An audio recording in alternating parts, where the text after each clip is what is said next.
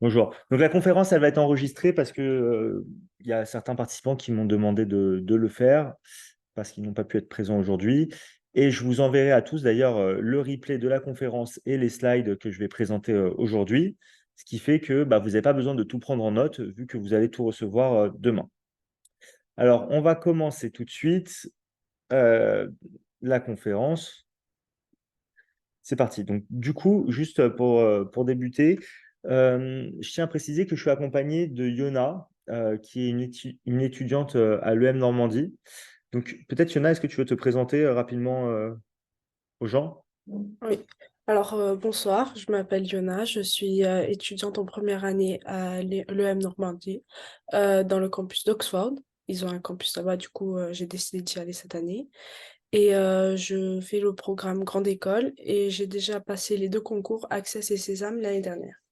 Ok, top. Bah, merci, Yona.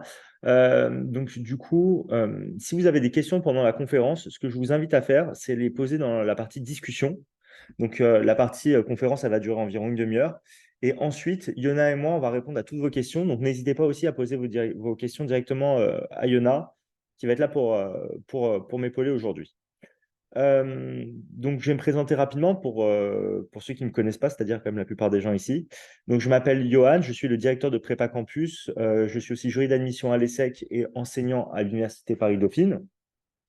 Ça fait 8 ans que je fais de la préparation au concours Accès Sésame et les concours évoluent régulièrement et ils ont encore évolué cette année. Donc, je vais profiter de cette conférence pour vous mettre à jour sur bah, toutes les évolutions des concours, sur à quoi ressemblent les épreuves. Je vais aussi être un peu plus large en fait en vous parlant des études de gestion en général pour que vous puissiez en fait placer les écoles des concours Accès Sésame dans l'environnement global qui est bah, les études de management. Et ensuite, je vous parlerai de comment on fait pour se préparer au concours Access et Sésame. Donc, on va commencer tout de suite. Voilà, ça c'est le sommaire, c'est ce que je vous disais. Donc, on va commencer avec les différentes options que vous avez quand vous souhaitez faire des études de management. Donc, en fait, là, ce qui va nous intéresser aujourd'hui, c'est les écoles post-bac. Mais ce qu'il faut savoir, c'est que toutes les écoles post-bac ne font pas partie des concours Accès Sésame. Il y a aussi d'autres écoles post-bac que vous pouvez rejoindre en dehors des concours. Et je dirais que toutes les meilleures écoles post-bac sont dans Access et Sésame, sauf une exception. Peut-être on pourrait en mettre une deuxième. L'exception pour moi, c'est le BBA de l'EDEC. Le BBA de l'EDEC, c'est une école qui est super intéressante et c'est une école qui n'est pas dans les concours Access Sésame. Donc, vous pouvez postuler au BBA de l'EDEC directement sur Parcoursup, en plus de vos vœux pour Access et Sésame. Et, et vous aurez juste en fait une étude de votre dossier et un entretien à passer. Ils sont pas très, comment dire, regardants sur le dossier dans le sens où ils laissent la chance à beaucoup d'étudiants de passer les oraux. Ils prennent beaucoup de monde aux oraux, mais après, c'est après que la sélection se fait. Donc, des étudiants avec des dossiers moyens peuvent aller aux oraux, mais après, il faut avoir une excellente note aux oraux pour pouvoir être admissible à l'EDEC, parce que c'est là où le filtre se fait. Donc, il y a une autre chose qui est très importante à comprendre, c'est que quand vous postulez à une école post-bac, vous allez être amené à voir trois types de programmes différents. Vous allez voir des bachelors, donc c'est des programmes en 3 ans qui donnent un grade de licence. Vous allez avoir des programmes en 4 ans qui s'appellent les BBA. Donc les BBA, c'est calqué un petit peu sur les programmes, enfin, sur les programmes anglo-saxons, donc dans le supérieur. Et en fait, c'est un programme qui est en 4 ans. Et donc en France, en fait, vous pouvez avoir un grade de licence, puis après, c'est un grade de master. Le master, il se fait en 5 ans. Donc, du coup, avec un BBA, si vous arrêtez après vos 4 ans, vous avez juste une licence, plus une année en plus, qui correspond en fait à un master 1 en France, mais un master 1, ce n'est pas un diplôme. Donc, du coup, si vous voulez valider votre master et donc votre master 2, il faut que vous fassiez une année supplémentaire en plus de votre BBA, ce qui n'est pas un problème en soi. Et donc, du coup, les BBA vous ouvrent la porte à ce type de formation, donc master 2. Donc, vous n'avez qu'une année supplémentaire à faire pour valider votre master 2. Mais si vous arrêtez après le BBA, vous vous arrêtez en licence. Et vous avez les programmes en 5 ans, qu'on appelle souvent les programmes grande école. Il y a d'autres types de programmes en 5 ans qui ne s'appellent pas programme grande école, parce que si une école elle a deux programmes en 5 ans, ce qui est le cas de Neoma par exemple, bah, il y en a un qui s'appelle programme grande école et il y a l'autre programme qui doit avoir un autre nom. Euh, les écoles post-bac, elles ont toutes des similarités c'est des écoles privées. OK? Donc, vous allez toujours payer des frais de scolarité. Pour une école d'accès sous Sésame, c'est entre 10 et 12 000 euros l'année. Si vous ne souhaitez pas payer tous vos frais de scolarité, alors il y a plusieurs possibilités. Soit vous êtes boursier, soit vous faites une alternance. Enfin, vous pouvez faire les deux aussi d'ailleurs. Si vous faites une alternance, en fait, vous allez pouvoir en général faire 2 ans en alternance dans votre cursus, qui dure 4 ou 5 ans du coup, si vous faites accès sous Sésame. Et du coup, l'entreprise dans laquelle vous allez faire votre alternance va vous rembourser les 2 années d'études, enfin va payer vos 2 années d'études pour vous. Ce qui fait que si la formation elle coûte 50 000 euros pour 5 ans, bah, si vous faites 2 ans d'alternance, vous allez payer que 30 000 euros, ce qui est quand même assez intéressant. Euh, dans toutes les écoles post-bac aussi, vous allez avoir, enfin dans toutes les écoles de commerce en général d'ailleurs, post-bac ou après une classe préparatoire, vous allez avoir des stages en entreprise à faire. Et souvent, c'est un moment qui est très important de la formation, la partie stage. Et donc, pour toutes les écoles d'accès et toutes les écoles de Sésame, ils font attention à ce que les périodes de stage soient assez longues et que vous ayez plusieurs expériences, comment dire, d'au moins 4 mois, 5 mois, 6 mois, donc des expériences longues. Et à chaque fois aussi, pour toutes les écoles de commerce, vous allez avoir la possibilité de faire une partie de vos études à l'international. Vous allez faire au minimum un semestre à l'étranger et parfois vous pouvez faire jusqu'à 2 ans, 3 ans, même, enfin, même parfois plus. Donc toutes les écoles, elles ont cet aspect-là. Euh, Par contre, un point qui est très important à prendre en compte, c'est que toutes les formations post-bac ne se valent pas. Donc, toutes les écoles peuvent avoir le nom d'écoles de commerce post-bac, mais en fait, parmi toutes ces écoles-là, vous allez avoir des écoles qui ne sont pas bonnes du tout et des écoles qui sont très bonnes. Donc, les meilleures écoles post-bac que vous pouvez faire, c'est le BBA de l'ESSEC par le concours Sésame et le programme Grande École de l'IESSEC par le concours Access. Donc, le programme Grande École de l'IESSEC en 5 ans, le BBA de l'ESSEC, pardon, en 4 ans. C'est notoire, tout le monde reconnaît que c'est les deux meilleures formations et c'est des formations qui sont, d'après moi, d'un niveau assez équivalent. Maintenant, quand vous passez les concours, vous allez voir, par exemple, au concours Sésame, il y a 15 écoles. Toutes les écoles, du coup, n'ont pas le même niveau. Donc, avoir une école au concours Sésame, c'est pas compliqué. Donc, si vous passez le concours Sésame, même sans vous préparer, hein, vous aurez une école. Enfin, en tout cas, je le pense. La grande majorité des gens ont une école. Maintenant, la difficulté, ça va être d'avoir une bonne école. Et parmi les 15 écoles, bah, il y a le bibier de l'ESSEC, c'est le mieux. Et il y a des écoles qui sont vraiment moins bonnes. Et donc, du coup, enfin, beaucoup de personnes me demandent, mais c'est quoi la plus-value de faire une classe préparatoire quand on peut rentrer dans les écoles en post-bac? Bah, ce qui est important de savoir, c'est que toutes les écoles ne sont pas accessibles par une formation post-bac. Comme je vous l'ai dit, par exemple, le programme Grande École de l'IESEC, c'est peut-être le meilleur programme en 5 ans que vous pouvez faire. Donc, le meilleur programme Grande École que vous pouvez faire. Parmi le classement de toutes les écoles, il est classé 7e meilleure école de France. Enfin, l'IESEC est classé 7e meilleure école de France, selon les classements, mais on est dans ces eaux-là. Et donc, en fait, les meilleures écoles comme HEC, l'ESSEC, l'ESCP ou le Lyon, en programme grande école, c'est accessible uniquement via la classe préparatoire. Enfin, comment dire, en post-bac, c'est accessible que après une classe préparatoire. Il y a d'autres voies qui existent pour entrer dans ces écoles-là. Et donc, euh, du coup, si en fait vous avez un excellent dossier, vous avez la possibilité d'entrer dans une très bonne prépa et qui a l'habitude de faire entrer beaucoup d'étudiants dans les meilleures écoles, bah peut-être ça peut être intéressant pour vous de faire une prépa si vous avez envie d'en faire une. Mais si par exemple vous êtes admis dans une prépa qui est moyenne et qui rentre personne dans le top 5, ou peu de gens dans le top 5, ou dans le top 4 même, dans ce cas-là, si vous avez la possibilité pardon, de rentrer à l'IESEG, bah faut la prendre la possibilité de rentrer à l'IESEG. Et là, le choix, il se fait très vite, hein, parce que vous avez la 7e meilleure école assurée, ou alors la possibilité de, comment dire, assez lointaine et assez difficile d'avoir un top 3 ou top 4. Dans ce cas-là, bah, vaut mieux sécuriser l'IESEG, qui est une excellente école. Et je dirais que voilà, les 3-4 premières, elles sont vraiment en avance par rapport à l'IESEG. C'est vraiment le top du top. Mais après, il n'y a pas une grosse différence. Donc, pareil, comme dans les écoles post-bac, vous allez avoir des stages et de l'expérience internationale. Les frais de scolarité, ça va entre 10 et 20 000 euros pour HEC. Et donc, du coup, voilà, ce qu'il faut savoir, c'est que quand vous allez faire, si vous faites une école de commerce, c'est un investissement. Vous avez la possibilité de faire un prêt étudiant quoi qu'il arrive et de rembourser votre prêt étudiant après vos études. Vous avez la possibilité de faire des années en alternance pour baisser le coût, mais c'est quelque chose à prendre en compte. Et en général, plus l'école elle est bonne et plus les frais de scolarité sont élevés. Ce n'est pas une règle sur sûr, mais par exemple, quand l'ESSEC augmente ses frais, quand HEC augmente ses frais de scolarité, bah, l'ESSEC va augmenter ses frais de scolarité pour ne pas être trop loin. Mais HEC va toujours veiller à être un petit peu au-dessus en termes de frais de scolarité. Vous avez d'autres cursus qui vous permettent de faire des études de management. Vous pouvez faire l'université, bah, c'est des cursus publics, hein. Euh, dans les cursus publics, il y a l'université. L'université, je dirais, l'université Paris-Dauphine, ça fonctionne un peu comme une école de commerce. Les autres, ça va être un peu différent. Je dirais que la force de l'université en général, c'est que quand vous êtes à l'université, vous avez la possibilité, si vous êtes dans les meilleurs éléments de votre université, d'être dans des parcours un petit peu d'élite et donc d'avoir des opportunités, des portes qui vont s'ouvrir au fur et à mesure de vos études. Et donc, même si vous commencez dans une université moyenne, vous pouvez finir avec de très belles études. Maintenant, plus votre université de base est bonne, plus, on va dire, il y aura d'étudiants qui vont pouvoir tirer leur épingle du jeu et qui auront accès à des formations d'élite. Ensuite, vous avez des formations plus courtes, comme les BUT en 3 ans, où vous allez avoir zéro international. Déjà, à l'université, il y a beaucoup moins d'international qu'en école, mais il peut y en avoir un petit peu quand même. Dans les BUT, pas d'expérience internationale, pareil pour les BTS.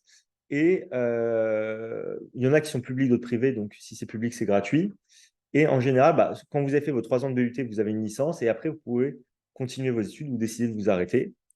Et pour le BTS, vous pouvez aussi continuer après un BTS. Vous n'êtes jamais bloqué en fait dans vos études.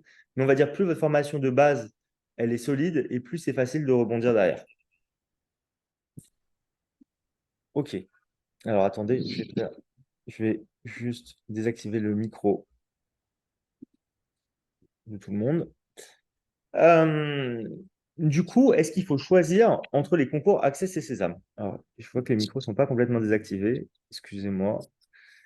Participants, ça doit être là-dedans que je peux désactiver tout le monde, désactiver tous les sons. Voilà. Du coup, est-ce qu'il faut choisir entre les concours Access et Sésame? En fait, je vais vous parler des concours Access Sésame et je peux vous donner quelques chiffres. En général, avec Prépa Campus, quand on prépare des étudiants, 60% des étudiants font les concours Access et Sésame. Il y a 30% des étudiants qui font que Sésame et souvent, c'est parce qu'ils ont arrêté les mathématiques en terminale. Donc, du coup, c'est compliqué de faire le concours Access quand on a arrêté les mathématiques. C'est pas impossible, mais c'est compliqué. En fait, ça demande beaucoup plus de travail il faut rattraper en fait une bonne partie du programme de maths, chose que nous on fait avec les étudiants, mais en fait, il faut qu'ils aient le temps aussi les étudiants de le faire. Et il y a 10% des étudiants qui passent le concours que Access. En général, c'est parce qu'ils veulent aller soit juste à l'ISEC, soit juste à l'ESCA. OK? Donc, au concours Access, il n'y a que 3 écoles, l'ISEC, l'ESCA et l'ESDES, mais il y a beaucoup de places dans ces écoles. Enfin, il y a beaucoup de places. Il y a à peu près 1200 places à l'ISEG, il y a à peu près 1000 places à l'ESCA et 250 places à l'ESDES. Donc, ça fait 2500 places, c'est pas mal. Il y a en général un peu plus de 7000 candidats. Et en fait, ce qu'il faut savoir, c'est que tout le monde ne se prépare pas bien au concours. Donc, si vous préparez, déjà, vous augmentez très, très fortement vos chances d'être admis dans une des 3 écoles. Nous, l'année dernière, on a 97% des étudiants qui ont passé Access, qui ont eu une école, et on a eu 94% qui a eu soit l'ISEC, soit l'ESCA. Donc, c'est pour vous donner un ordre de grandeur, ce qui fait que, en vrai, si vous vous y mettez et si vous travaillez bien, il n'y a aucune raison de ne pas y arriver. Et en plus, plus vous y prenez tôt, plus les chances de réussite sont importantes. Au concours Access, vous avez 3 épreuves écrites: l'anglais, la synthèse de documents et le raisonnement logique et mathématique. Pour intégrer l'IESEG et l'ESCA, qui sont les 2 écoles que les personnes veulent le plus, la matière la plus importante, c'est la partie raisonnement logique et mathématique. Après, c'est la synthèse, après, c'est l'anglais. Euh, Suite aux épreuves écrites, il y a des épreuves orales, mais ça, les épreuves orales, il ne faut pas trop s'inquiéter, entre guillemets. Il y a 50% des gens qui passent à l'oral qui sont admis ensuite, mais ceux qui se préparent avec nous, on a 100% depuis plusieurs années. Donc, du coup, ce n'est pas trop un souci pour nous de réussir la partie orale.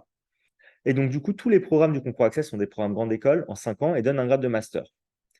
Les écrits du concours Access, comme les écrits du concours Sésame, ça se passe uniquement en ligne. Donc, vous allez les faire de chez vous.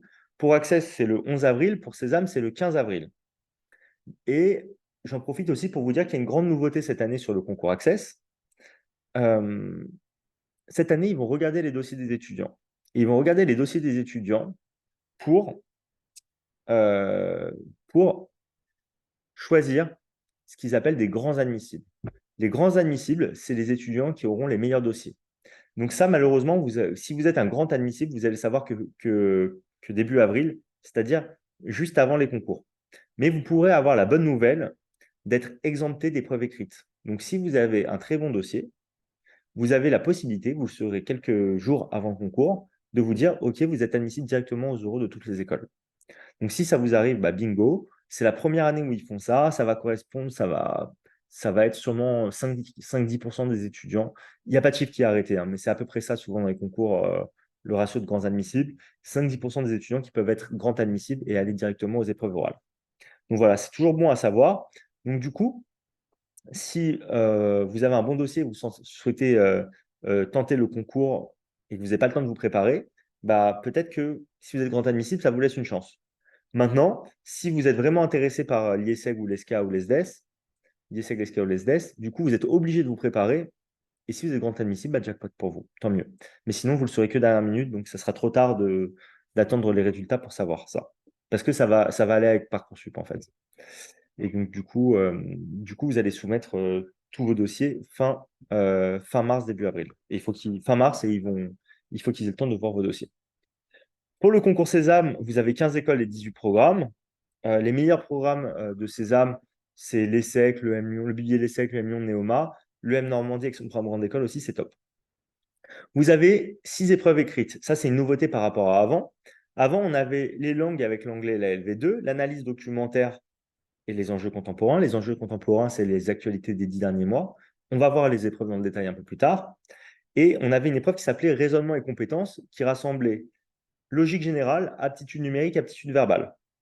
Les aptitudes numériques, c'est devenu les mathématiques. Ça a changé de nom, mais c'est exactement la même épreuve. En termes de format, ça a un petit peu évolué. Avant, il y avait 15 questions en 30 minutes. Maintenant, c'est 20 questions en 40 minutes. Ils ont rajouté 5 questions. Les aptitudes verbales, c'est devenu le français. C'est le même programme. Avant, c'était 15 questions en 15 minutes. Maintenant, c'est 40 questions en 30 minutes. Et les compétences digitales, ça a remplacé la partie logique générale. Et donc, ça va, je vous en parlerai après, mais c'est lié, comment dire, euh, à, euh, à tout ce qui est informatique, évidemment, ces compétences digitales. On va vraiment voir ça un peu plus en détail plus tard. Et donc, du coup, parmi les écoles de Sésame, vous avez des programmes BBA en 4 ans qui donnent le grade de licence. Et donc, vous rajoutez un an après votre BBA, ça vous fait un master. Et des programmes en 5 ans qui donnent directement un grade de master. Euh, Qu'est-ce que je dois vous rajouter de plus sur ça avant de continuer? Oui, les meilleurs programmes, c'est pas parce qu'un programme il est en 5 ans qu'il est mieux qu'un programme en 4 ans. C'est pas du tout nécessairement le cas. La preuve, le billet de l'essai qui est meilleur, c'est le meilleur programme de Sésame, et c'est le plus sélectif d'ailleurs. Oui, autre chose. Sur Sésame, donc il y a aussi des épreuves orales qui sont vraiment sous un format très similaire à ceux du concours Access. Et en fait, ils prennent en compte le dossier aussi pour le concours Sésame. Et donc, pour les écoles qui prennent le plus le dossier, c'est l'ESSEC et l'EM Lyon. Ça compte pour 30% de la note pour l'ESSEC et un tiers de la note enfin 33% de la note pour l'EM Lyon. Mais l'ESSEC est très strict dans sa notation du dossier et plus strict que l'EM Lyon. Donc, du coup, avec un mauvais dossier, si vous avez un dossier à 11, rentrer au bibi de l'ESSEC, c'est très, très compliqué. OK? Et donc, du coup, le reste de la note, c'est les épreuves écrites. Et après, vous avez les admissions pour les oraux. OK. Donc, je me suis permis de vous rajouter des petits classements pour que vous puissiez un petit peu situer les écoles. Juste, ce que j'en pense, moi, personnellement, des classements, c'est que faut les prendre avec des pincettes. Dans le sens où il y a quand même une part qui est assez subjective, ça change d'une année sur l'autre. Et donc, du coup, comment dire, faut prendre un petit peu du recul sur les classements. Le premier classement, c'est un classement, il me semble, du Parisien de l'année dernière, qui classait l'IESEG en première école, l'EM Normandie en 2 et l'ESCA en 3, et le MLV en 4.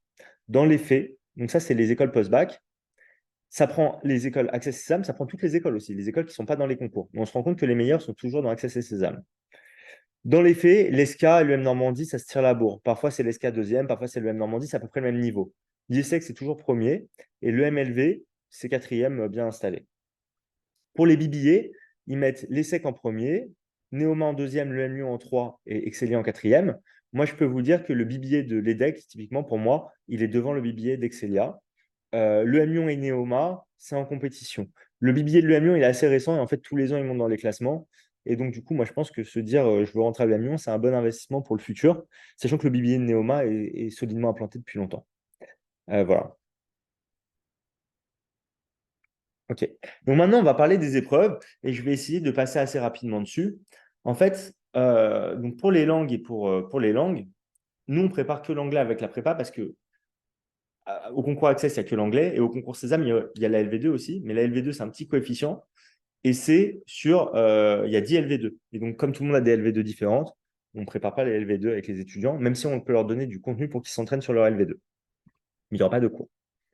Donc, pour Access, et pour Sésame, le programme est sensiblement le même. Juste, vous avez un petit peu des questions sur des documents, comment dire, de la compréhension de texte. Vous avez un peu plus ça sur Access que sur Sésame. Et sur Sésame, vous avez quelques questions toujours de culture un peu anglo-saxonne. On peut vous demander quel est le Premier ministre de tel pays anglo-saxon. Et on vous donne des propositions. La difficulté en anglais pour le concours Access, c'est qu'il y a énormément de questions en assez peu de temps. En 1 heure, vous avez 50 questions avec 4 propositions, et à chaque fois, il faut dire si c'est vrai ou faux. Donc, du coup, pour une question, vous avez 4 propositions, il faut dire vrai ou faux. Et donc, du coup, ça fait comme s'il fallait répondre à 200 propositions, plus vous avez 25 questions sous la forme de QCM. Du coup, ça fait un très gros volume de données à traiter, et vous n'avez pas trop le temps de réfléchir et de revenir en arrière. Donc, du coup, il faut vraiment, comment dire, euh, être très bien rodé pour pouvoir être efficace sur cette épreuve. Pour Sésame, vous avez un peu plus le temps de réfléchir. Vous avez 1 heure, 30 minutes pour l'anglais, 30 minutes pour votre LV2, et du coup, 40 questions pour chacune des langues. Donc, ça fait 80 questions en tout. Et c'est des questions au format QCM. OK. Donc, dans l'exemple que vous voyez pour Access, il faut dire à chaque fois vrai, faux, vrai, vrai, par exemple. Je vous dis ça au hasard, je n'ai pas lu les questions. Pour le concours Sésame, il faut juste dire que la bonne réponse, c'est soit A, soit B, soit C, soit D. Pour la synthèse de documents, donc je vous ai mis sur la synthèse de documents, j'ai mis 2 types d'épreuves. La synthèse de documents pour Access et l'analyse documentaire pour Sésame. C'est des épreuves un peu homologues. Euh, pour Access, mais c'est pas la même chose qui vous est demandé. Pour Access, en fait, vous allez avoir un corpus de documents qui fait entre, je dirais, 10 et 15 documents, souvent une douzaine. Le corpus de documents, il fait une vingtaine de pages et tous les documents sont sur un thème commun. Vous n'avez pas de sommaire, vous n'avez pas de partie, vous n'avez pas de questions. Juste, il faut voir les documents et rédiger une synthèse de 350 mots. Ça fait à peu près une page manuscrite. OK? Donc, ça fait une trentaine de lignes à peu près. Trentaine de lignes, une quarantaine de lignes. Et donc, quand vous rédigez votre synthèse pour le concours Access, en fait, le cœur de l'épreuve, vraiment, ça va être d'être capable d'avoir une lecture rapide, de comprendre les documents que vous lisez, d'être capable de prendre des notes sur les documents que vous lisez, de construire un plan qui est structuré, de bien réutiliser les différents exemples que vous pouvez trouver au travers des textes et de rédiger sans faire trop de fautes d'orthographe. OK? Donc en faisant pas si possible. Et donc, il faut vraiment être très structuré et très efficace et donc être très méthodologique. Pour le concours Sésame et l'analyse documentaire, vous n'avez que 2 heures, ce qui est très court pour un corpus de documents qui fait 15 à 25 documents, donc qui est un peu plus grand, mais qui s'organise de la même manière que pour le concours Access, c'est-à-dire tous les documents vont être sur un sujet en particulier. Donc en général, un corpus d'Access et un corpus de Sésame, ça se ressemble. La grosse différence, c'est que le corpus de Sésame va être un petit peu plus long, donc ça, ce n'est pas une grosse différence, c'est une petite différence, mais vous allez avoir un sommaire pour le corpus de documents du concours Sésame, et limite, les documents ils vont être un petit peu organisés par grande partie. OK? Et ensuite, vous allez avoir 3 types de questions auxquelles il faut répondre. Donc, il y aura 20 questions en tout. Les questions de repérage, c'est le plus facile et c'est ce qui compte le moins de points. On va vous poser des questions, vous allez trouver l'information directement dans le texte. Donc, par exemple, on vous dit, par exemple, dans un des textes, en moyenne, un foyer américain dispose de 2,3 télévisions et de 2,3 téléviseurs. Et il y aura une question qui vous dise, en moyenne, de combien de téléviseurs dispose un foyer américain? 1,7, 2, 2,3, 2,6. Il suffit de lire la bonne réponse et donc et ensuite de répondre. Il y a des questions d'analyse aussi. Les questions d'analyse, c'est pareil sous format QCM, mais on vous propose plusieurs réponses peuvent être justes. Là, pour le coup, il faut réfléchir et ça ne va pas être du noir sur blanc. Donc là, il faut vraiment être un peu plus dans l'analyse. Et du coup, les réponses, vous pouvez les trouver parfois dans plusieurs documents. Donc c'est plus compliqué, c'est beaucoup plus compliqué, ça vaut beaucoup plus de points. Et c'est beaucoup plus piégeux que les questions de repérage. Et vous avez les questions de synthèse, c'est une synthèse qui a été rédigée pour vous. Et il y a des trous dedans, il faut choisir, il faut bien remplir les trous avec ce qui pourrait correspondre à ce qui donnerait le plus de sens en fonction du corpus que vous avez. Ça aussi, ça vaut pas mal de points. Évidemment, il y a des pièges et tout est dans la nuance. Et donc voilà, ça c'est l'épreuve d'analyse documentaire de Sésame. Pareil, là aussi, la lecture rapide est hyper importante et la contrainte de temps est très très forte. Ce qu'on fait d'ailleurs, nous, avec la prépa depuis cette année, c'est que maintenant, je fais appel au champion de France de lecture rapide de 2020 pour qu'il donne toutes ces techniques de lecture rapide aux étudiants sur des conférences. Donc, il y en a une en fin décembre, avant les stages de décembre, une avant les stages de février. Et ensuite, pendant nos stages intensifs, on travaille en utilisant les techniques du champion de France.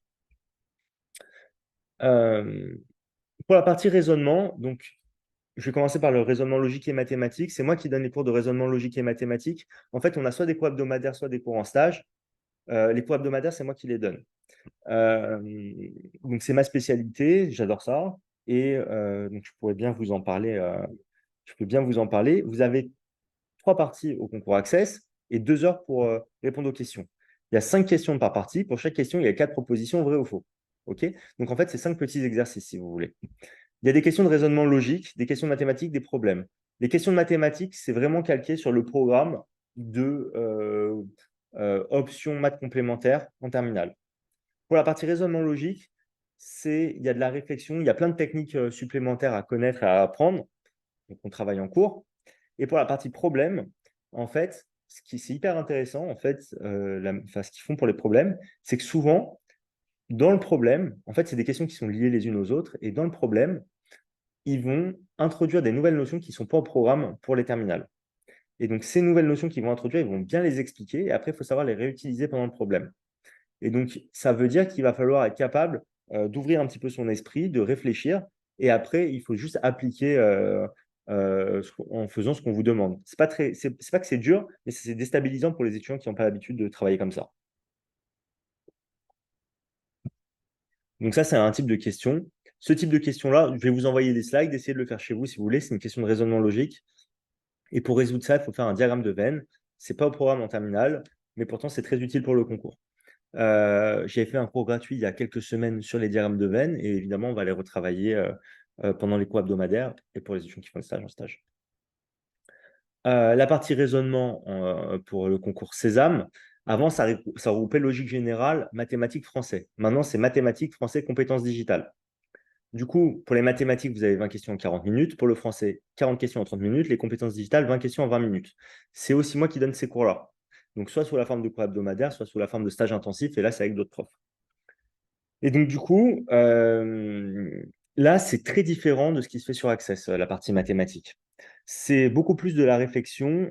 Ça demande des compétences qui vont jusqu'à la seconde maximum. Le plus compliqué que vous avez à faire, c'est des systèmes, deux équations, deux inconnues. Mais par contre, vous avez très peu de temps pour répondre aux questions et ça demande vraiment de la réflexion. Et il y a de la réflexion, il y a des formules à utiliser et il y a vraiment, comment dire, il faut être vraiment capable de mettre le problème sous une forme mathématique pour réussir vraiment à organiser les données en fait, d'un problème mathématique pour pouvoir y répondre.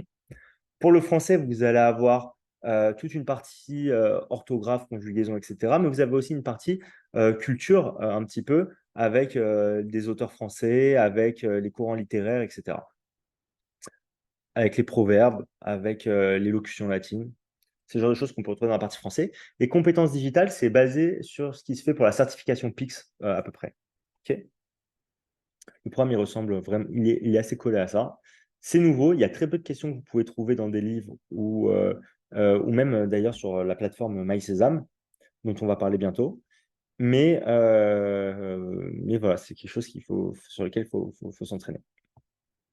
Et en fait, la dernière épreuve, c'est la culture générale. Donc, au concours Sésame, c'est les enjeux contemporains. Au concours Access, en fait, aux écrits, vous n'avez pas de culture générale, mais vous aviez ça jusqu'à il y a 2 ans. Et maintenant, en fait, la culture générale, elle est testée sous un format vraiment écrit, en fait, mais au moment où l'ESCA fait ses épreuves orales.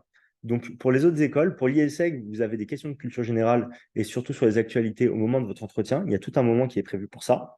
Pour l'ESCA, ils se posent pour faire 30 minutes pour vous faire travailler sur un test de culture générale qui va beaucoup reprendre les actualités. Et pour l'ESDES, il y a pas ça. OK? Et donc, nous, on travaille ça sous la forme d'un module et qui est divisé en 8 catégories de sujets. En fait, on revoit toutes les actualités des 10 derniers mois. On commence ce module à partir de mi-janvier parce qu'on attend que les actualités le passent. Ok.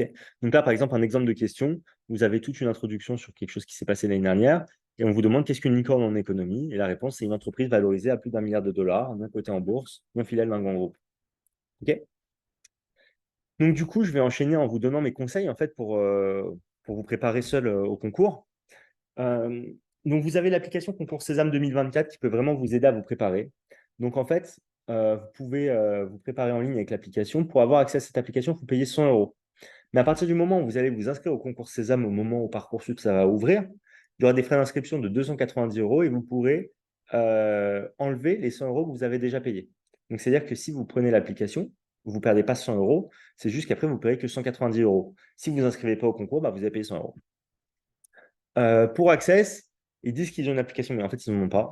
Ça ne marche pas du tout. Mais par contre, ils mettent à disposition les annales, mais il n'y a pas de correction détaillée, malheureusement. Donc, ça peut vous servir pour vous entraîner, mais c'est une fois que vous êtes bien prêt que vous pouvez les utiliser et travailler dessus. En entraînement, pour commencer, c'est un peu rude et ça va. Enfin, vous allez pas comprendre surtout où sont vos erreurs. Il y a d'autres livres qui permettent de travailler aussi pour se préparer. Il y a plusieurs livres qui existent. Alors, cette année, c'est une mauvaise année pour les livres parce que les livres, ils les mettent très rarement à jour, en fait. Ils font des éditions tous les ans, mais ils ne changent jamais rien, parce que je suis bien placé pour le savoir. Et, euh, et en fait, là, le format de Sésame, ça a changé. Donc, du coup, les livres de cette année, ils ne sont pas encore sortis, ils vont sortir. Donc, peut-être ils vont faire une petite adaptation pour la partie,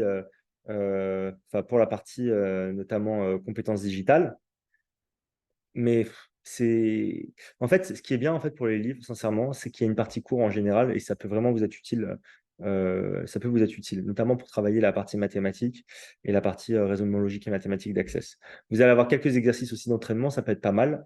Mais en fait, vu que c'est très rarement mis à jour, les exercices ne correspondent plus trop à ce qui est vraiment demandé maintenant. Il ne change pas les exercices. En fait, ça fait 10 ans que c'est les mêmes, mais sauf que le concours, il a évolué et les exercices, ce n'est pas vraiment les mêmes que c'était il y a 10 ans. Mais ceci étant dit, ça donne comme une base de travail qui est intéressante. Et donc, je préfère, moi, le grand manuel, par exemple, à la Bible du concours Sésame et du concours Access. Enfin, vous pouvez aussi vous entraîner en suivant des comptes Instagram. Pour l'anglais, moi, j'adore BBC Learning English. Je trouve qu'ils vous apprennent des choses qui sont vraiment utiles. Ils ont aussi une chaîne YouTube qui peut vous aider. Pour les actualités, Hugo Décrypte, c'est top. Sur Prépa Campus, on faisait des revues d'actualité avant. Je ne sais pas si on va continuer d'en faire cette année, mais en tout cas, voilà, vous pouvez avoir des revues d'actualité aussi sur notre Instagram. Pour travailler le raisonnement sur Prépa Campus, il y a pas mal d'exercices pour travailler ça. Et sinon, il y a Aide Academy, plus sur YouTube que sur Insta. Mais sur YouTube, je trouve que ce que fait Aide Academy, c'est super intéressant et ils donnent des explications qui sont très cohérentes, très claires. Et je trouve ça vraiment cool. Et sinon, bah, il y a aussi du contenu qui est réservé aux étudiants de la prépa pour qu'ils s'entraînent seuls. Donc, on a des cours vidéo, des fiches d'exercice, des fiches de révision, etc. Mais en fait, cette année, on a mis en place une plateforme pour nos étudiants où ils ont accès à tous les cours hebdomadaires en replay. Ils ont accès à plein de fiches d'exercice avec des corrigés. Ils ont accès à des vidéos de correction. Et donc, en fait, ils ont tout ce qu'il faut pour se préparer. Et s'ils ont besoin de se préparer de choses en spécifique, ils peuvent aussi me demander et je peux leur envoyer des choses en plus qui ne sont même pas sur la plateforme. Donc, c'est moi qui suis tous les étudiants de la prépa et donc c'est moi après qui vais vous envoyer qui va être là quand vous avez des questions sur les écoles, quand vous avez des questions sur le concours, quand vous avez des questions sur votre préparation. Et vous allez avoir des coachs aussi. En fait, on fait des cours en tout petit comité, et vous allez voir ça après. En fait, les coachs que vous allez avoir, ils vont aussi vous suivre pour le reste de l'année en dehors de vos périodes de cours. Donc, du coup, quand vous voulez vous préparer avec Prépa Campus, bah, voilà, selon que vous préparez Sésame, Access ou Access et Sésame, on a plusieurs formules disponibles. On a une option A, c'est l'option avec des cours hebdomadaires, et une option B, où c'est une option où vous faites que des stages. L'option A, en fait, où vous avez des cours hebdomadaires, en fait, les cours hebdomadaires, c'est des cours hebdomadaires de raisonnement logique et mathématiques pour Access, et mathématiques, français, compétences digitales pour Sésame. OK. Et donc ça, les cours hebdomadaires, ils ont commencé la semaine dernière.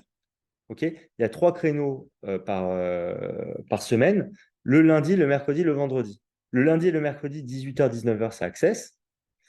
Et 19h15, 20h15, c'est Sésame. Le vendredi, c'est 17h30, 18h30, Sésame. 18h45, 19h45, Access. Un étudiant, pour se préparer, il n'a pas besoin d'assister aux 3 séances par semaine. Il fait juste une séance d'Access ou une séance de Sésame, enfin, et une séance de Sésame s'il fait les deux. S'il fait que Sésame, juste 1 heure de Sésame ou juste 1 heure d'Access. En fait, ce qui est intéressant, c'est que, donc, comme je vous l'ai dit, tous les cours sont enregistrés. Donc, si vous voulez travailler en dehors de votre cours que vous suivez, Vous pouvez voir les replays des autres cours, voir si vous voulez assister même en présentiel au cours, vous pouvez, sachant que les cours hebdomadaires sont des cours à distance. Et donc, c'est moi le prof de ces cours-là. Et, euh, et donc, du coup, ce que je voulais vous dire par rapport à ces cours-là aussi, oui, c'est que, en fait, comme je vous l'ai dit, on va faire tout le programme le lundi, on va faire tout le programme le mercredi et tout le programme le vendredi. Et donc, du coup, si on fait la géométrie le lundi en novembre, on fera peut-être la géométrie en janvier, le mercredi, et en mars, le vendredi. Mais à la fin, on l'aura fait dans tous les cas. Et en fait, à chaque fois, je change les questions, ce qui fait qu'un étudiant qui aurait fait le cours de géométrie du lundi, il peut très bien, pour s'entraîner, faire les questions du cours du mercredi et du vendredi, qui sont des questions différentes. Et donc, du coup, ils vont avoir plein de fiches de questions sur tous les thèmes qu'ils doivent travailler. Et ils auront aussi des fiches globales qui vont reprendre tous les sujets en même temps, avec des corrections vidéo, avec tout ce qu'il faut. Et à côté de ça, pour l'anglais, l'analyse documentaire ou la synthèse de documents, on propose des stages intensifs pendant les vacances scolaires. Et quand vous faites un stage d'anglais, par exemple, c'est 2 heures par jour sur une semaine. Donc, c'est 10 heures en tout. Ce qui fait que vous pouvez faire sur la même semaine, par exemple, l'anglais et l'analyse documentaire. Ça, vous allez faire 2 heures et 2 heures. Ça va faire 4 heures dans la journée, pendant 5 jours. Et vous n'êtes que 3 parcours, ce qui nous permet en fait d'adapter notre cours à vos besoins. Donc, typiquement, si vous faites un stage de synthèse de documents, le prof, il va pouvoir retravailler avec vous sur le plan en détail, voir avec vous dans votre rédaction ce qui va pas, voir comment vous organisez les données et comment vous prenez des notes sur les différentes fiches. Et en fait, on va pouvoir corriger tous vos problèmes au fur et à mesure. Et le fait de répéter le travail sur une semaine, ça va vous permettre aussi de bien progresser en lecture rapide et d'assimiler les différentes techniques qu'on vous aura présentées avant les stages. Pour la partie anglais, euh, en une semaine, vous ne devenez pas bilingue, mais ce n'est pas notre but. Nous, ce qu'on veut, c'est que vous soyez bon pour les écrits du concours. Et donc, pour ça, on vous fait travailler sur toutes les notions qui tombent au concours. Donc, c'est beaucoup de notions de grammaire, bien utiliser les différents connecteurs logiques, etc. Et donc, du coup, les verbes irréguliers et tout ça. Et donc, du coup, on fait des cours qui sont très spécifiques, où on revoit toutes les notions une par une avec des questions ciblées. Et on fait aussi des tests complets pour s'entraîner.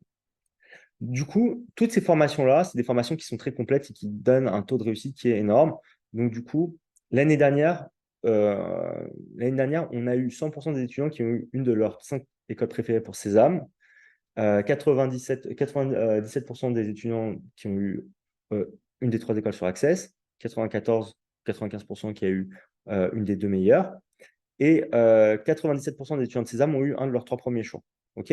Donc, du coup, si vous postulez à au moins 5 écoles pour Sésame ou aux 3 écoles pour Access, et que vous suivez les cours, une fois par semaine, les cours hebdomadaires et les stages de manière intensive, enfin, vous venez au stage, on a une clause admissible remboursée. Il suffit de postuler à au moins 5 écoles pour Sésame ou 3 pour Access. Et on vous rembourse la totalité de la prestation si jamais vous n'êtes pas admissible dans une des écoles que vous voulez.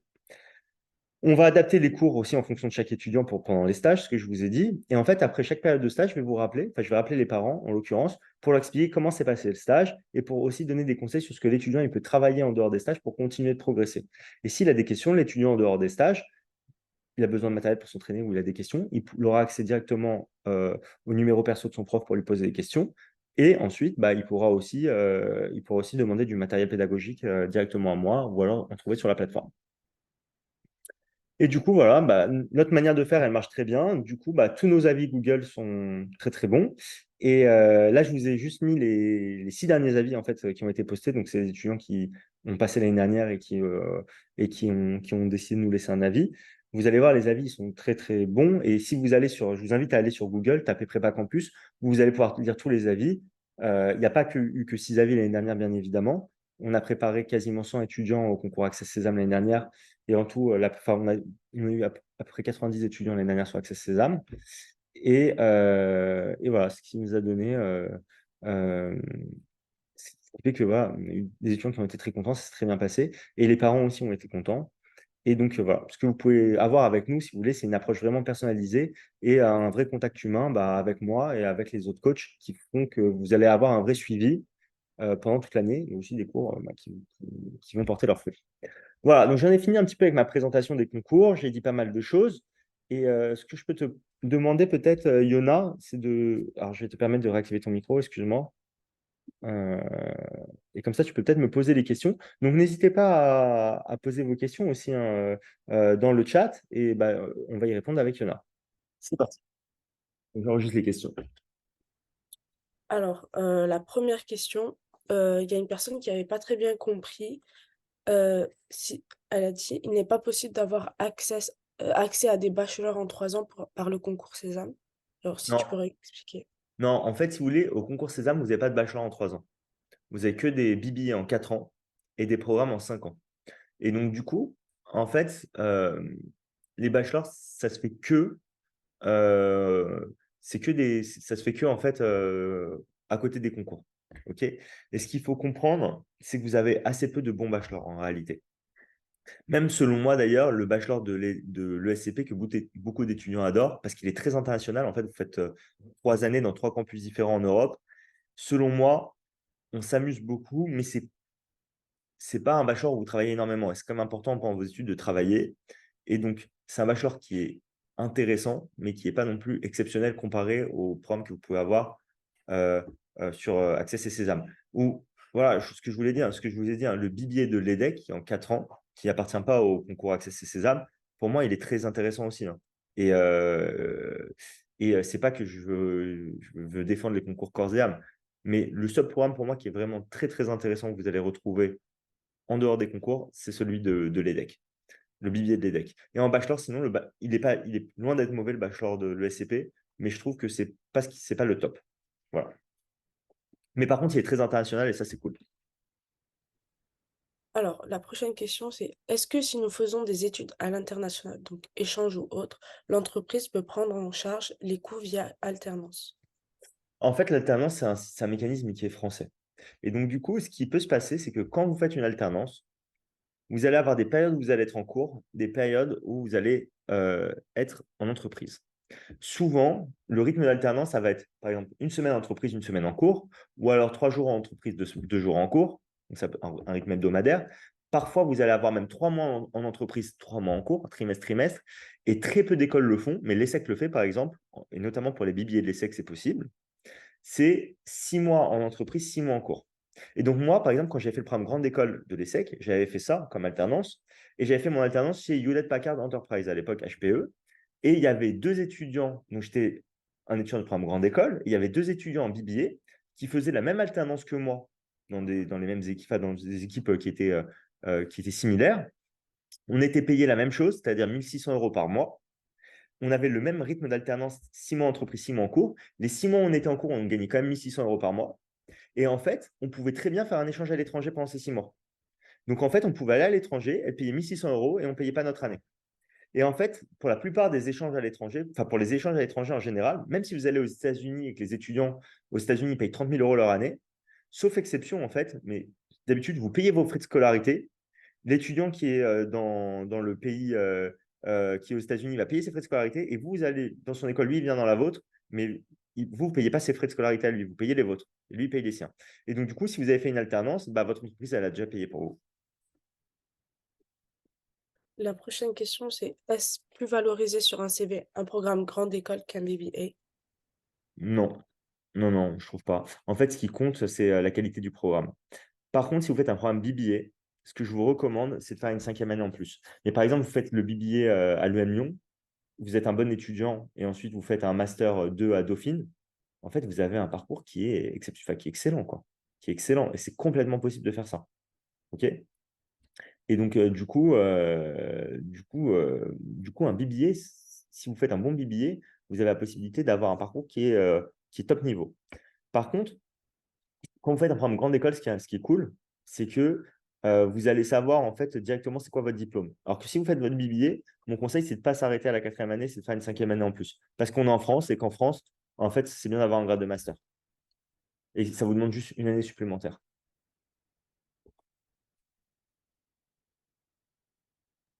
Alors, combien de temps de préparation pour les épreuves écrites?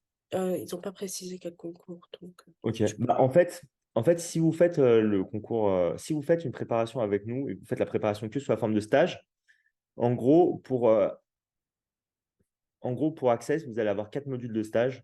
Donc, un module d'anglais, un module de synthèse, 2 modules de raisonnement logique et mathématique. Donc, vous faites, par exemple, un module, c'est selon les matières, mais c'est à peu près 2 heures par jour sur 5 jours. OK? Donc, ça dure 10 heures à peu près. Donc, très bien, vous pouvez faire, par exemple, une semaine de stage en décembre, où vous faites l'anglais et la première partie de raisonnement logique et mathématique, et une semaine pendant les vacances de février, où vous faites anglais, vous faites synthèse et la deuxième partie de raisonnement logique et mathématique. OK? Et donc, ça vous prendra une matinée sur une semaine en décembre, une matinée sur une semaine en février. OK? Pour Sésame, c'est à peu près la même chose. C'est 4 modules et il y a juste le module de cours d'enjeux contemporains en plus. OK? Mais si vous faites la partie avec les cours hebdomadaires, vous allez avoir moins de stages, mais vous allez avoir des cours pendant toute l'année. Et à partir de maintenant, en fait, ça a déjà commencé. Ça a commencé il y a 3 semaines, donc c'est complètement, comment dire, rattrapable. Et en réalité, au stade où on en est dans l'année, on est qu'en novembre, c'est-à-dire qu'on est vraiment on est vraiment en avance. Nous, on fait exprès de commencer les cours assez tôt pour en fait juste maximiser nos chances d'avoir les meilleures écoles et avoir le plus de temps possible pour travailler. Mais moi, ce que je vous recommande, c'est plutôt de prendre la formule hebdomadaire où vous allez avoir cours avec moi, qui est d'ailleurs un peu moins cher. Et en fait, ça vous permettra d'avoir vraiment un suivi sur l'année. Et donc, du coup, ce sera moins ponctuel et ce sera plus facile pour moi de motiver les étudiants à travailler dans la continuité. Et ça apporte des très bons résultats. Enfin, dans les deux cas, c'est des préparations super privilégiées avec des très, très bons résultats. Mais ce que je veux dire, c'est que moi, je trouve que c'est la forme idéale pour travailler. Et comme là, on est encore tôt dans l'année, il n'est pas du tout trop tard pour rejoindre les cours. Juste, voilà, en fait, ça reprend lundi. Et donc, du coup, si vous vous inscrivez lundi matin, vous pouvez commencer les cours lundi soir. OK? Si vous vous inscrivez lundi à 16 h, c'est un peu juste pour commencer lundi soir, mais c'est à peu près ça l'idée. Mais en fait, moi, ce que je vous recommande, c'est de commencer maintenant si vous faites les cours hebdomadaires, et sinon, bah, c'est avec les stages en décembre. Maintenant, il y a certains étudiants qui préfèrent concentrer leur révision et qui préfèrent donc du coup faire sous la forme full stage. Moi, je pense que ça marche, c'est pas du tout un problème, mais je trouve que c'est vraiment idéal la partie hebdomadaire. OK? Avec l'accès à la plateforme, avec les cours en replay, etc., c'est top, franchement. Avec les cours, enfin, avec la possibilité d'avoir les cours en replay. Juste, je précise, les cours hebdomadaires, ils sont à distance. Les stages intensifs, ils peuvent se faire en présentiel aussi. Et c'est en présentiel, c'est à Paris, c'est au métro République. OK? Donc, si vous habitez en région parisienne et que vous voulez faire vos stages en présentiel, vous pouvez, c'est le même prix, ça ne change rien. Et c'est au métro République. Sinon, vous pouvez tout faire à distance. Ça pose aucun problème. On a des aussi bons résultats pour ceux qui font tout à distance. Donc, il n'y a aucun souci.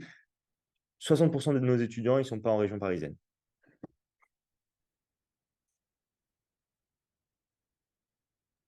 Alors, si je souhaite intégrer un BUT ou un programme en 3 ans, je n'ai pas besoin de passer le concours Sésame.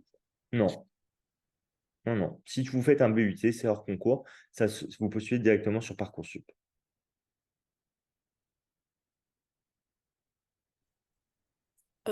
Et si on passe par un BUT, faut-il, pour intégrer un master, passer les concours Sésame ou Access? Alors, en fait, si vous faites un BUT en 3 ans, vous avez la possibilité de faire des admissions sur titre. Avec les admissions sur titre après un BUT, vous ne pouvez pas accéder aux meilleures écoles. Vous ne pouvez pas accéder à l'ESSEC, ce n'est pas possible, à l'ESCP ou à HEC. Par contre, vous pouvez faire des bonnes écoles et en fait, il y a des concours à passer qui ressemblent en réalité au concours Sésame et au concours Access, mais qui sont différents. Ils ne s'appellent pas Sésame ou Access. Maintenant, sur Access, d'ailleurs, si vous avez le concours Access pour les étudiants qui sont à Bac+3. Mais pour Sésame, c'est un peu différent. Donc, vous allez passer des tests qui sont un petit peu similaires, c'est-à-dire un test d'anglais, le TOEFL ou le TOEIC, un test de logique, raisonnement logique mathématique français qui s'appelle le TAGE-MAGE, ou alors juste la même chose en anglais qui s'appelle le GMAT. Et vous allez avoir des entretiens. En fait, ça va vraiment ressembler à ce que vous faites à Sésame, mais en plus dur parce que vous êtes en Bac+3. Mais ça se fait complètement. Et d'ailleurs, nous, on fait des préparations pour ça. Et je dirais que 80% des préparations qu'on fait avec nos étudiants, c'est pour Access et Sésame. 20%, c'est pour des étudiants qui sont en Bac+3, Bac+4. Alors là, c'est une question par rapport à une école. Est-ce que Audencia Paris est une bonne école et comment y rentrer? Audencia, c'est une bonne école, c'est une très bonne école. Mais après avoir fait après l'avoir intégré, après post-prépa. Le programme post-bac d'Odensa, il est pas ouf, pas top, pas top, pas top. Et donc, c'est pas du tout aussi bon que le programme, que les autres programmes qu'on retrouve dans les concours. Ok. J'ai prévu de partir étudier 1 an dans un lycée US après le bac. Je souhaiterais intégrer une école de commerce après. Comment cela se passe-t-il dans ce cas-là pour les admissions? Ok. Alors, dans ce cas-là, c'est pas du tout un problème. Donc, tu as deux possibilités. La première possibilité, c'est que tu passes les concours cette année et tu as tes résultats et tu demandes un report d'admission. Ça veut dire, tu dis, je pars un an à l'étranger, tu fournis un certificat de scolarité à l'école dans laquelle tu souhaites aller, et tu dis, je souhaite venir au bout d'un an. Et en fait, là, tu rentres dans les conditions qui sont acceptées pour, avoir un report d'admission. C'est-à-dire, soit tu fais une année d'études, soit une année de langue à l'étranger, etc. Soit tu fais une année où tu fais de l'humanitaire, soit en fait, tu as une maladie, tu es malade. Ok. Donc, toi, tu rentres dans ces critères-là. Et en fait, tu peux sécuriser ton école dès cette année. Et ensuite, après tes études, tu pourras rentrer, après ton année supplémentaire, tu pourras rentrer. Deuxième truc que tu peux faire, c'est passer le concours cette année. Tu n'as pas l'école que tu rêves d'avoir et tu le repasses l'année prochaine. Ok. Et là, après, tu prends l'école que tu as eue l'année d'après. Et sinon, tu passes que les concours l'année d'après. C'est possible aussi. Ok. Mais en gros, le report d'admission, c'est quelque chose qui est très fréquent et c'est quelque chose que vous pouvez vraiment utiliser, ça ne pose pas de problème. J'en profite aussi, je réponds à une autre question, elle n'a pas été posée, mais je le dis parce qu'on la pose hyper souvent. Est-ce qu'il y a des tiers-temps au concours? Ok. Est-ce qu'il y a des tiers-temps au concours? Si vous avez un tiers-temps pour le bac, vous pouvez demander à avoir un tiers-temps pour le concours. C'est pas maintenant que ça se demande, c'est un peu plus tard au moment des inscriptions. Et on vous le donnera et c'est un vrai avantage. Prochaine question. Peut-on intégrer HEC directement après le lycée ou pas? Alors, non, sauf en fait, cette année, il y a une nouveauté, c'est que HEC a ouvert un bachelor en 3 ans. C'est la première année d'ouverture qui est pour ceux qui veulent faire un peu business analyst. Ok, donc c'est très précis. Pour ceux qui veulent faire de l'analyse de données, c'est la première fois qu'HEC ouvre un programme comme ça. On ne sait pas trop ça sera quoi la qualité de ce programme. Donc pour le moment, il n'est pas très bien référencé ce programme. Maintenant, il va peut-être monter dans les années à venir. Ce sera sûrement le cas d'ailleurs. Mais c'est un programme en 3 ans et qui est très spécifique. Ok, c'est si vous savez précisément que vous voulez faire ça, dans ce cas-là, vous pouvez faire le programme d'HEC. Mais sinon, HEC, c'est que après une prépa. En fait, ça vaut le coup vraiment de faire une prépa si vous rentrez en programme grande école dans le top 4, pour moi. Si vous ne rentrez pas top 4 et que vous avez une bonne école post-bac, c'est mieux de faire post-bac. Ok. Après, si vous avez la cinquième ou la sixième, c'est très bien. Mais en fait, entre avoir par exemple Audencia et l'IESEG, il n'y a pas vraiment de différence. Donc, si vous avez, enfin, donc peut-être vous aurez fait 2 ou 3 ans de prépa pour avoir une école qui est aussi bonne que ce que vous aviez eu en post-bac. Alors, pouvez-vous nous préciser le poids du bulletin pour l'accès à EM Lyon par le concours Sésame? Alors, l'EM Lyon, c'est une des écoles qui met enfin, c'est l'école qui met le plus gros poids sur le dossier. C'est un tiers du dossier. C'est un tiers de la note. 2 tiers, c'est les épreuves écrites. Mais ils sont moins violents que les SEC sur la notation des dossiers, je trouve. OK?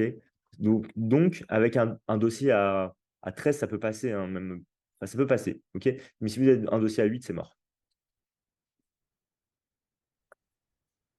J'aimerais intégrer l'EDEC en programme grande école. Dois-je faire une classe préparatoire obligatoirement? Ou alors, j'avais notamment pensé de faire 3 ans à l'IESEG et ensuite rentrer en master à l'EDEC. Est-ce possible aussi? Alors, tu peux pas trop faire ça. Ce que tu peux faire, c'est faire des admissions parallèles, aller à la fac, par exemple, faire une licence à la fac et après faire des admissions parallèles et rentrer à. C'était à quelle école? Pardon? L'EDEC. À l'EDEC. Et après, tu peux faire des admissions parallèles et rentrer à l'EDEC. Ce que tu peux faire aussi, c'est le BBA de l'EDEC. Et après, si dans les meilleurs du BBA, tu peux rentrer dans le programme grande école de l'EDEC. Mais en fait, c'est plus facile en faisant. Enfin, en gros, si tu es un bon étudiant et que tu travailles bien, tu peux passer par la fac et faire ça. Sinon, en fait, par l'IS... pour être pas l'ISEC, je pense pas que ça soit vraiment la voie idéale. Mais en vrai, si tu es à l'ISEC, enfin, si tu l'ISEC, tu n'as peut-être pas méga besoin de faire les decks. C'est un petit peu mieux coté les decks, mais c'est pas du tout très. Enfin, il n'y a pas une grosse différence du tout, quoi.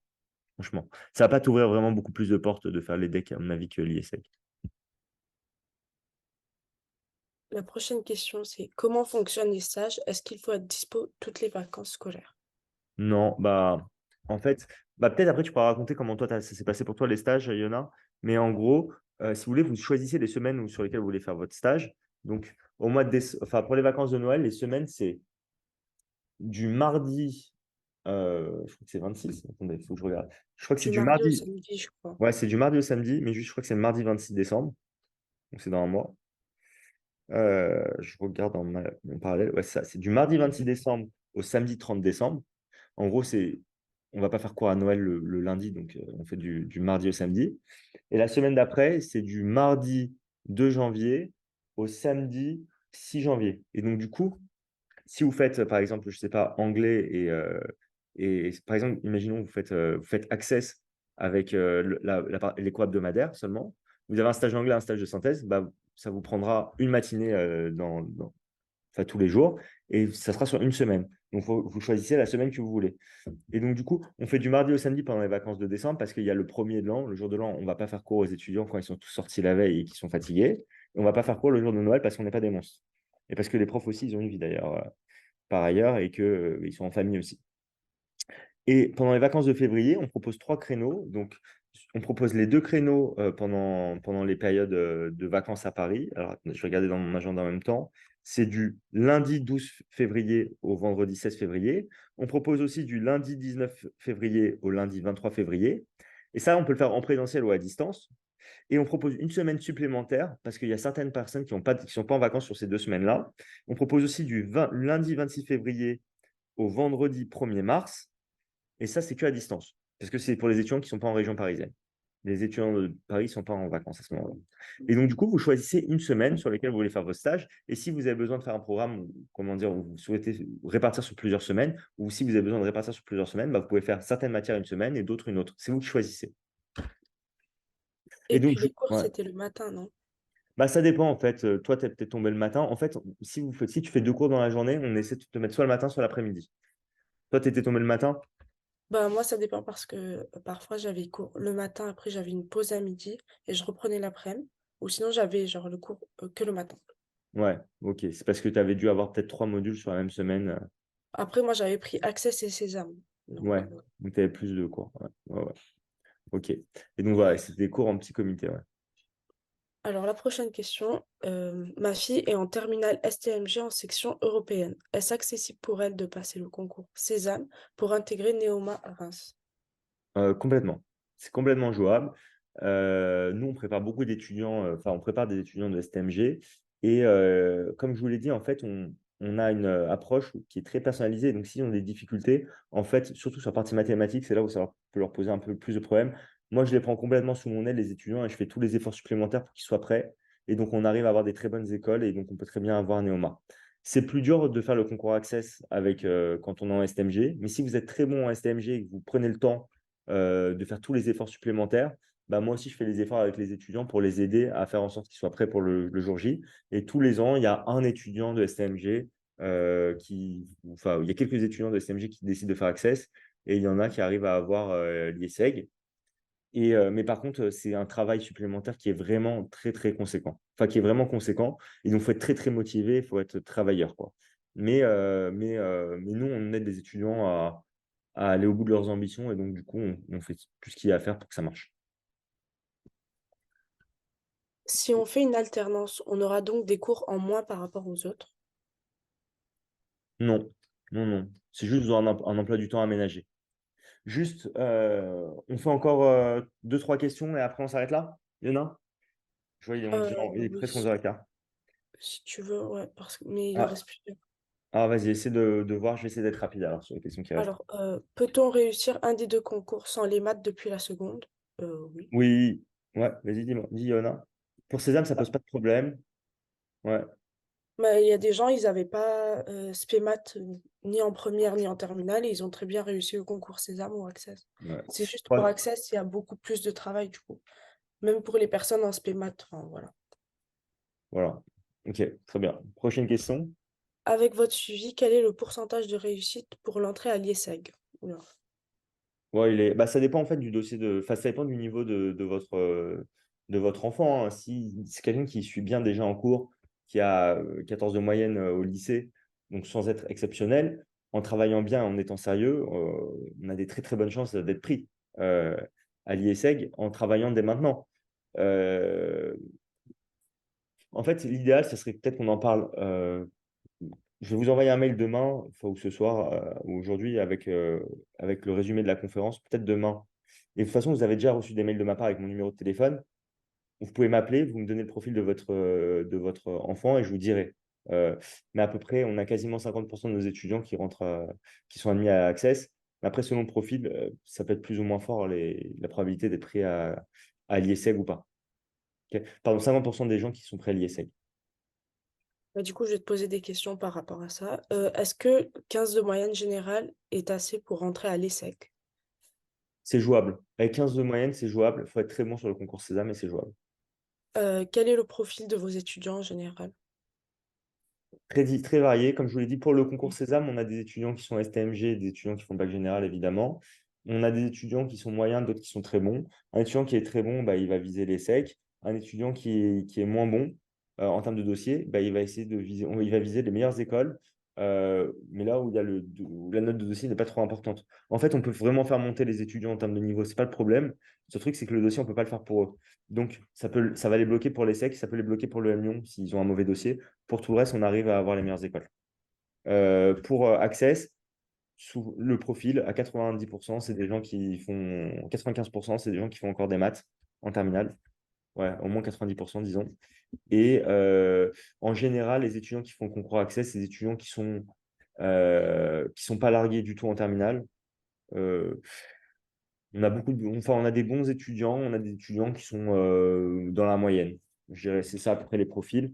On n'a pas beaucoup d'étudiants qui sont à 8. Enfin, je pense pas avoir d'étudiants cette année qui sont à 9 de moyenne en terminale et qui me disent je vais préparer le concours Access. Euh, pour le concours Sésame, en fait, si vous avez 9 de moyenne, c'est jouable. C'est juste, bah, il va falloir beaucoup travailler sur les concours. Et donc ça vous permettra peut-être d'avoir même une bonne école. Et quand bien même, en fait, si vous êtes enfin, si vous êtes limité sur ce que vous pouvez faire, en fait, vous allez quand même réussir à avoir la meilleure école possible. Donc, à la fin, vous aurez quand même une bonne école. De toute façon, à la fin, tout le monde a une école avec Sésame. Et sur Access, par exemple, on a préparé quasiment 50 élèves l'année dernière. Il y en a un seul qui a pas eu une école d'Access, mais il a eu une très bonne école de Sésame. Et tout, c'était un accident, en fait. C'était pas du tout un mauvais étudiant. Et sinon, il y en a un qui a eu juste l'ESDES. Et sinon, tout le reste, ils ont eu soit l'ISEC, soit l'ESCA. Et du coup, par rapport à ça, il y a une question, quelles options choisir et garder en terminale? Moi, je pense qu'il faudrait garder les maths si on est bon en maths, avoir spé maths et si c'est possible en terminale, avoir maths expert si on veut passer Access, parce que je pense que maths expert, ça peut aider pour Access. Ah ouais, moi je pense que Math Expert, c'est pas trop nécessaire parce que c'est pas vraiment le même programme. Par Bah, contre, après, pour les matrices, je crois que c'était... ouais, mais les matrices, c'est pas au programme normalement. C'est tomber sur la partie problème en fait, parce il vous introduit comment dire, un nouveau truc, tu vois, au moment. C'est tombé sur les matrices, mais ça aurait pu être quelque chose qui n'était pas du tout au programme de Math Expert, tu vois. C'était un hasard en fait. Par contre, il faut garder au moins l'option maths. Il faut garder au moins l'option maths, mais maintenant, les étudiants, ils continuent de faire des maths, donc en terminale, et voilà, faire l'aspect maths, c'est bien. Mm. Après, si vous faites de l'anglais, ça va vous aider si vous faites plus d'anglais, clairement pour les concours, parce que vous allez avoir de l'anglais. Et sinon, bah, l'écho, c'est intéressant parce que vous allez en faire après et que ça vous donne un petit peu une idée de ce qui vous attend aussi. Mais pour les concours, avoir un petit peu d'anglais, ça peut être pas mal. Je peux lié à l'anglais. Surtout pour les entretiens. Ouais, et pour les entretiens aussi, ça peut être utile. C'est clair. Parce que généralement, moi, je me rappelle qu'à EM Lyon, quand je suis allée passer les entretiens, comme ils ont deux campus, il fallait rester sur le campus qui était. Ils avaient deux campus à Lyon, je me rappelle plus lesquels. Mais généralement, par rapport aux notes que vous aviez en anglais aux entretiens, bah, ils vous classaient dans les campus. Genre, il fallait avoir plus que 16 pour être dans le meilleur campus, en fait. Ouais, donc, du coup, l'anglais, ça va être utile. Ouais. Mm. Votre préparation, réussir Access, est-elle 100% en visio? Parce que la personne, elle est hors région parisienne. Oui, oui, on peut la faire 100% en visio, sans problème. Voilà. Alors, peut-on passer les concours Sésame et Access si on est en classe prépa ECG? Oui, en première année, oui, oui, oui. Quel est le taux d'admission à l'ESSEC après le concours Sésame? Faible. Il est vraiment faible, mais si vous avez un bon dossier et que vous faites une bonne prépa, il est décuplé, votre taux d'admission. Il Mais, reste deux questions. Ah, mais voilà, pardon. ça doit être, je sais pas, 5%, un truc comme ça. Je sais pas le chiffre exact, mais c'est dans ces eaux-là. Mais au sein de la prépa, c'est pas du tout ça les mêmes chiffres. Après, en fonction de votre profil, encore une fois, vous pouvez m'appeler et je pourrais vous dire une estimation beaucoup plus précise. Y a-t-il un classement pour entrer dans les écoles, même avec réussite du concours? Bah, en fait, si vous voulez, toutes les écoles elles mettent des coefficients différents aux épreuves. Donc, votre classement dans les écoles, il va être différent pour toutes les écoles. Et donc, du coup, bah, dans certaines écoles, par exemple, les maths, c'est très important. Dans l'autre, l'anglais, c'est le plus important. Et donc, du coup, À la fin, vous aurez vos résultats d'admissibilité, vous saurez vous êtes admissible dans quelles écoles, et après, vous choisissez où vous allez passer vos oraux. Parce que si vous faites le concours Sésame, vous êtes admissible dans les 15 écoles, ce qui est complètement possible, hein. Bah, vous n'allez pas passer 15 entretiens. Vous allez choisir peut-être 5 ou 6 écoles qui vous intéressent, et comme ça, après, vous aurez le choix à la fin. Et dans l'eau, il y en a certaines qui, enfin, dans l'eau, il y en a certaines qui vont vous servir d'entraînement. Mais à la fin, de toute façon, vous y arriverez, quoi. Vous serez pris dans, enfin, avec nous, avec nos préparations aux oraux, nous, on fait des préparations qui sont individuelles.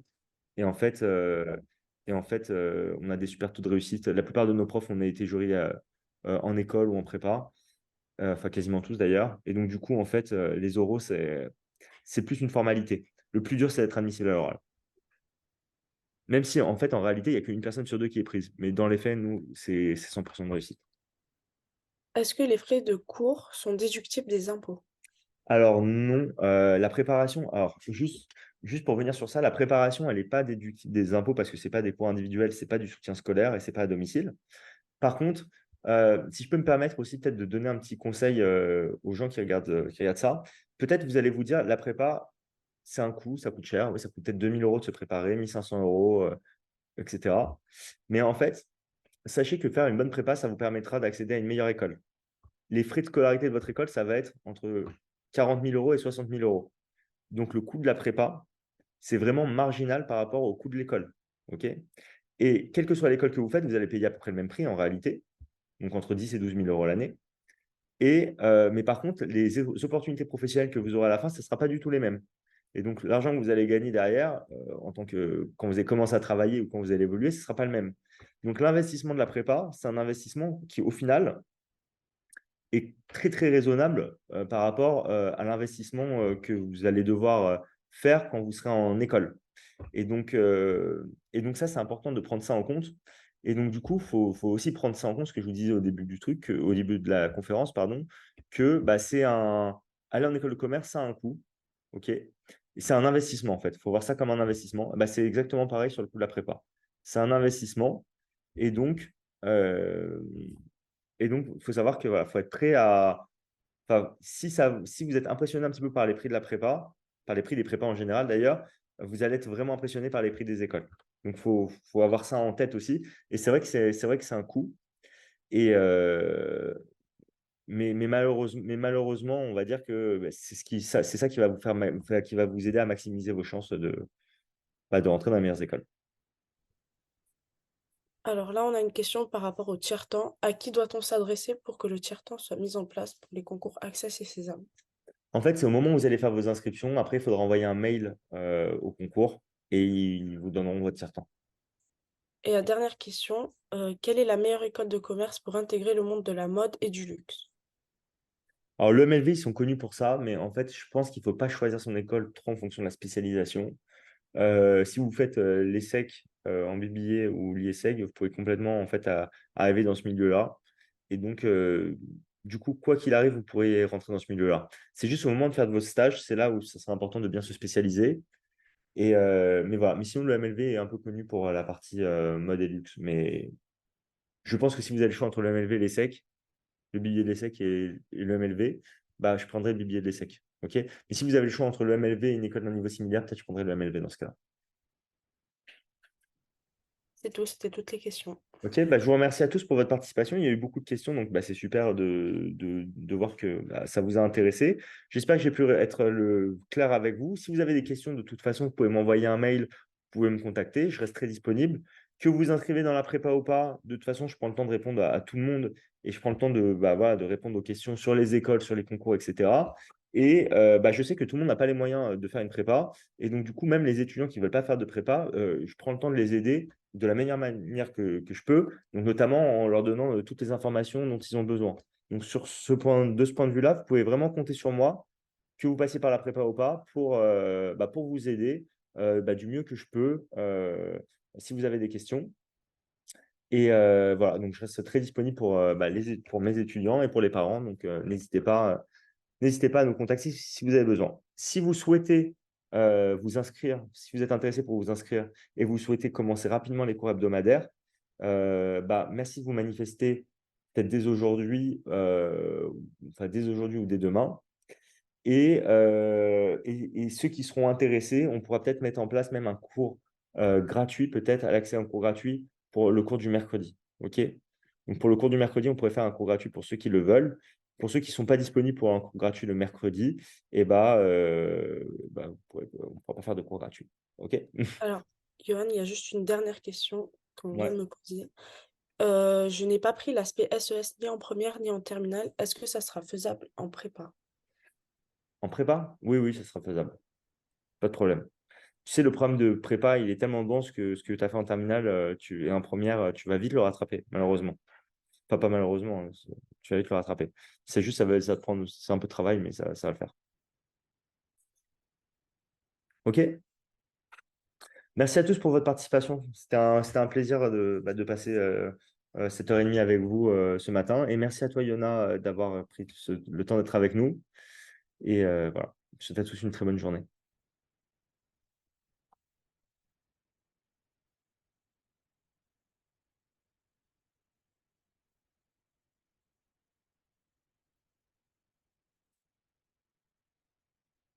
Merci à tous.